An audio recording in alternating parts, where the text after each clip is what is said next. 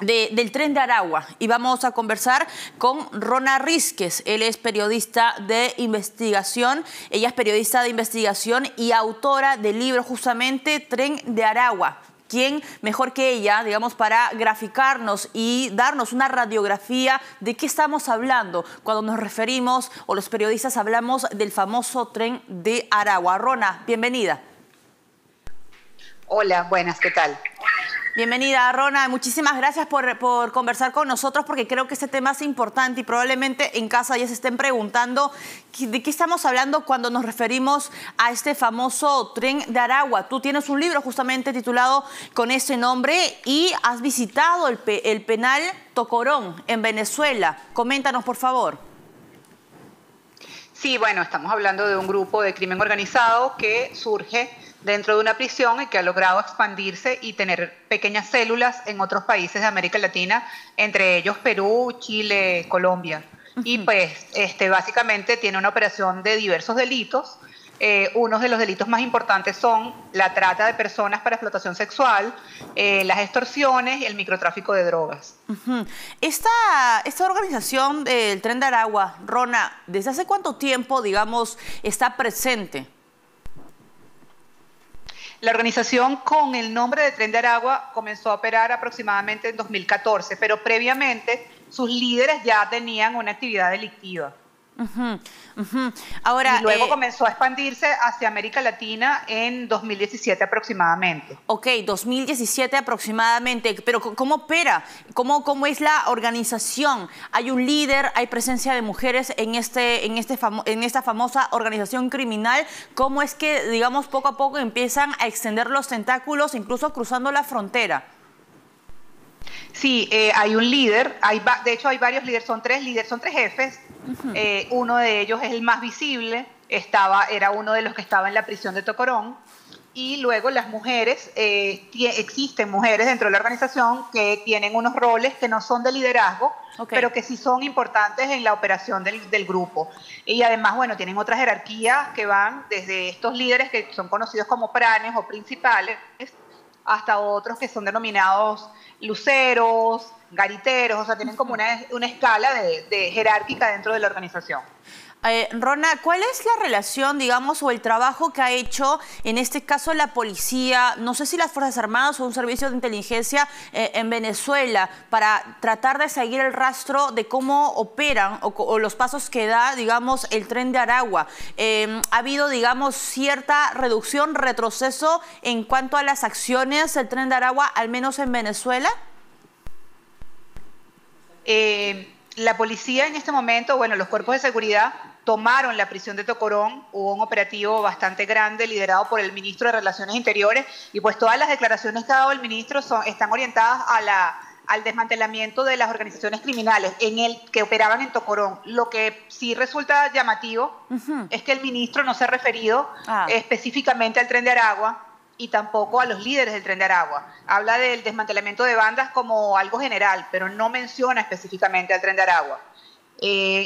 Por otra parte, sí hay un funcionario de una institución gubernamental, que es el fiscal, una institución del Estado, perdón, que es el fiscal general, que sí habló de que el desalojo de la prisión de Tocorón afectaba al Tren de Aragua y implicaba el descarrilamiento del Tren de Aragua. Fueron las palabras que utilizó el fiscal general de la República. O sea, aparentemente no, pues hay una acción concreta que fue el desalojo de la base de operaciones del Tren de Aragua y que, bueno, eso es algo que efectivamente pues el Estado es una medida que debía tomar el Estado, pues claro. que obviamente hay que aprobar, pues.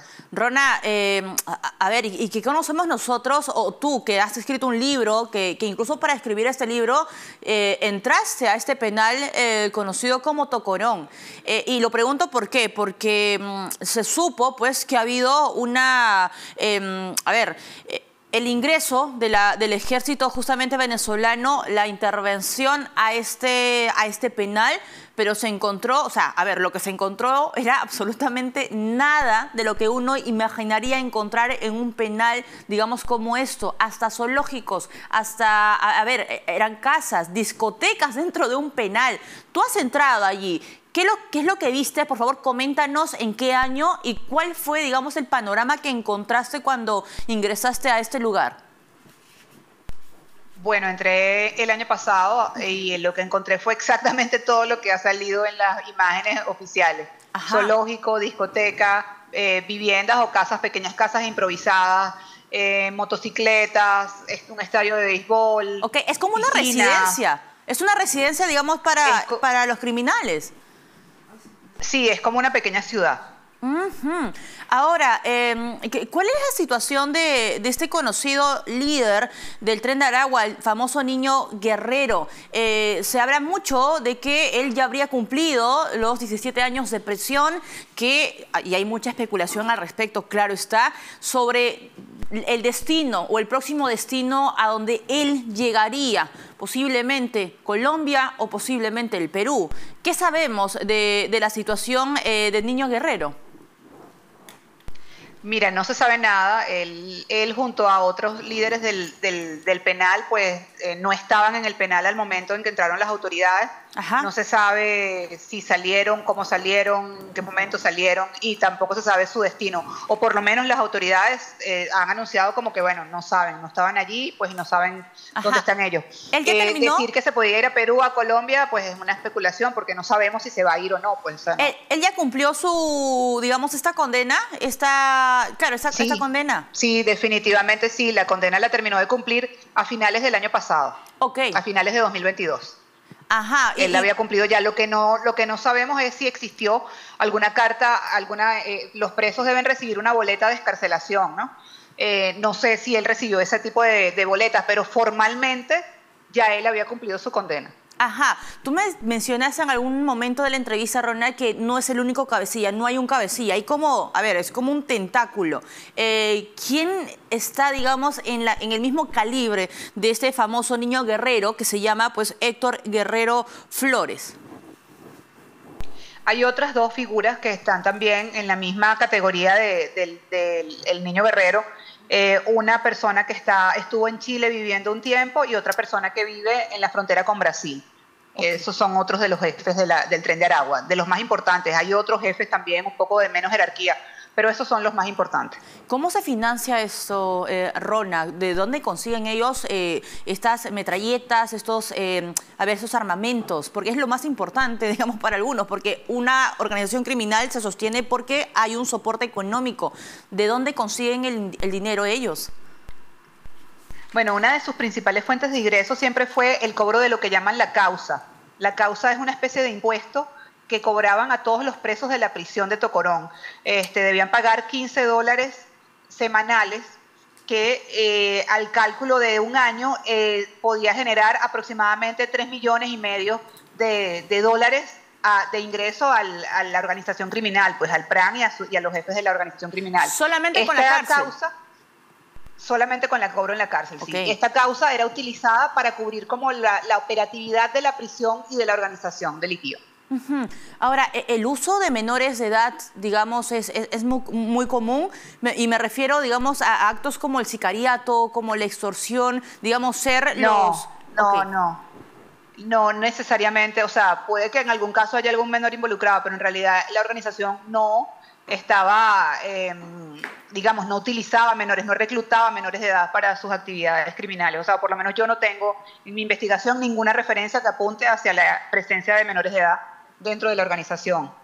¿Y por qué es tan difícil, Rona, digamos, hacer retroceder una organización criminal como esta? Porque ¿a qué nos estamos enfrentando? Y me refiero como, a ver, como país, en términos de seguridad, entenderás, digamos, que esto es algo que nos preocupa a nosotros como peruanos. Lo hemos visto en los últimos meses, y no solamente robos, extorsiones, sino un nivel, digamos, de agresividad y de violencia contra mujeres, contra varones, contra negocios. ¿Por qué no hay? ¿Por qué no han retrocedido? ¿No ha retrocedido el accionar del Tren de Aragua con el paso de los años? Bueno, porque todos los grupos criminales lo que buscan es mercados para sus negocios ilícitos, rentas, y pues no conozco un grupo criminal que haya. La única manera es que los cuerpos de seguridad logren desmantelarlos, pero de resto los grupos criminales, en realidad sí, eso es un negocio para ellos. O sea, las actividades que hacen son sus negocios. Y esos negocios, mientras les generen ingresos, mientras les sean rentables, pues no veo por qué tendrían que dejarlos de hacer. Es como que tú le digas no sé, al presidente de Coca-Cola, mire, no, retírese, porque ya la gente no puede tomar más Coca-Cola porque el azúcar hace daño, etcétera, etcétera. O sea, sí, todos sabemos que es así, pero ¿cómo le dice usted? ¿Tú crees que el señor va a agarrar y va a decir, es verdad, voy a cerrar Coca-Cola? O sea, no sé si me entiende. Rona, la información extraoficial que se maneja es que ha habido incluso como una especie de coordinación por parte del ejército venezolano de un previo aviso a las personas que estaban dentro del penal Tocorón, ¿no? Y bueno, la figura es lo que vimos, que no encontraron, pues, digamos, a los cabecillas en este penal y que solamente ellos se limitaron a tomar fotografías a las municiones, las armas y demás. ¿Tú sospechas, digamos, de que algo así podría haberse dado? Bueno, no podemos afirmar que eso ocurrió porque no tenemos elementos para afirmarlo, pero lo que sí es que resulta muy llamativo todo ese proceso como se dio, el hecho de que se encontraran toda esa cantidad de municiones dentro de la prisión, pero que al mismo tiempo no hubiera ningún tipo de resistencia, el hecho de que se planteara el llevar 11.000 hombres, que fue lo que anunció el gobierno. Entonces, se supone que si piensas en llevar 11.000 hombres es porque crees que que tienes que enfrentarte a una cosa grande, porque 11.000 hombres es un ejército. Entonces, en realidad hay una serie de detalles que pues son como raros, pues que llaman la atención y que bueno, uno queda como con ciertas dudas acerca de cómo efectivamente se registró esa operación. Y digamos, el tema de cómo suman ellos, digamos, más personas a su organización criminal, ¿cuál es el proceso? ¿Cómo lo identifican? ¿Cómo es que ellos dicen, ok, esta persona puede ingresar a mi organización como Tren de Aragua? ¿O es que de repente hay subcírculos o subgrupos, digamos, que se van armando conforme pasa el tiempo? ¿Cómo funciona esto, Rona? Básicamente ellos lo que hacen es que reclutan a personas que han estado presas y que no tienen opciones, no tienen oportunidades laborales, pues ellos las reclutan. Okay. Es muy fácil para ellos eso. O sea, el foco, digamos, para sumar o adherir personas a su organización criminal son las cárceles. Sí, definitivamente es así. Por favor, coméntanos, Rona, porque eso me llama mucho la atención, el rol que cumplen las mujeres en esa organización criminal. Mencionaste en algún momento en la entrevista que ellas no ocupan, digamos, cargos de liderazgo, por así llamarlo, en esta estructura. Así es, no tienen cargos de liderazgo, ellas se encargan de actividades administrativas, cobro de las extorsiones y ese tipo de cosas. Hay algunas otras mujeres que tienen otro tipo de rol, pero principalmente los roles no son de liderazgo. Y cuando ellos empiezan a abrir un poco los tentáculos, Rona, ¿van inmediatamente a capital de los departamentos o de las regiones? ¿O es como, quiero entender cómo ingresan también ellos con ciertas actividades? ¿O lo hacen de repente por zonas periféricas antes de entrar al corazón, digamos, de las ciudades? No, ellos van a los sitios donde consideran que pueden encontrar una oportunidad de negocio criminal. O sea, puede ser en la periferia o puede ser en las ciudades, en busca de territorios donde puedan desarrollar actividades que les generen rentas. Ok. Rona, muchísimas gracias por acompañarnos. Ha sido una entrevista, digamos, un poco para tener la radiografía completa de cómo funciona esta organización criminal internacional, el Tren de Aragua. Vale, gracias a ustedes. Un abrazo, gracias. Rona. Muchísimas gracias. Era Rona Riz, que es periodista de investigación y autora del libro Tren de Aragua, que incluso para redactar este trabajo de investigación, ella ingresó al penal Tocorón, que fue justamente o estuvo bajo los reflectores hace algunos días porque el ejército venezolano ingresó y lamentablemente pues lo que nos comentaba Rona, ya el famoso Héctor Guerrero Flores, conocido como Niño Guerrero, ya habría cumplido su condena y en consecuencia pues no se habría encontrado